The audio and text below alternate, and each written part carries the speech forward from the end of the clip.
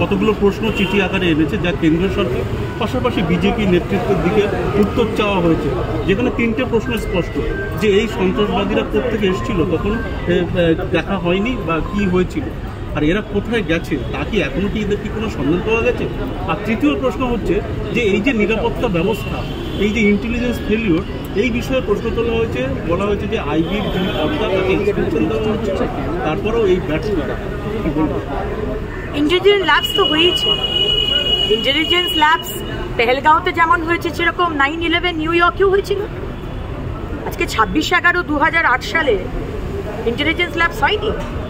তারপরে মমতা ব্যানার্জি আপনি কি করেছেন?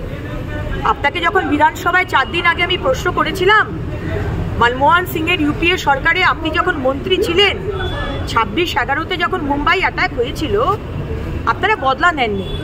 ইন্টেলিজেন্স ফেলিওর সেই সময়তে হয়নি। প্রশ্ন অবশ্যই করতে পারে। আজকে ডক্টর বি.আর. আম্বেদকরজির সংবিধান আমাদের প্রশ্ন করার অধিকার দিয়েছে, কিন্তু প্রশ্ন করলে তো সব প্রশ্ন করতে হবে। প্রশ্ন করবেন না যে মুর্শিদাবাদে দাঙ্গাটা কে লাগালো। মমতা ব্যানার্জি আপনি তো বলেছিলেন যে বিজেপি আর বিএসএফ লাগিয়েছে, কিন্তু আদালত এবং আদালতের সিট তার রিপোর্ট অন্য কথা বলছে। তার রিপোর্ট বলছে যে আপনার দলের কাউন্সিলর মেহবুব আলম এবং ধুলিয়ান মিউনিসিপ্যালিটির চেয়ারম্যান ইনজামুল হক এবং 18 জন সেখানকার টিএমসির খুব ক্লোজ জিহাদি, তারা দাঙ্গা লাগিয়েছে। প্রশ্ন করব না আমরা যে 4 ঘন্টা লেগেছিল কেন সেখানকার পুলিশকে আসতে, যখন হিন্দু মহিলারা চিৎকার করছিল বাঁচাও বাঁচাও, 4 ঘন্টা লেগে গেল আপনার পুলিশকে আসতে।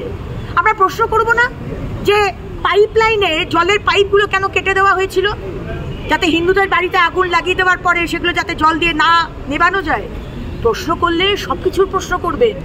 পুনার ব্রিজের যদি প্রশ্ন করেন, তাহলে পোস্তার ব্রিজেরও প্রশ্ন করবেন যে পোস্তার ব্রিজ, নতুন ব্রিজ তৈরি হওয়ার সাথে সাথে ভেঙে পড়ল। মাঝেরহাট ব্রিজ মেনটেনেন্সের অভাবে ভেঙে পড়ল।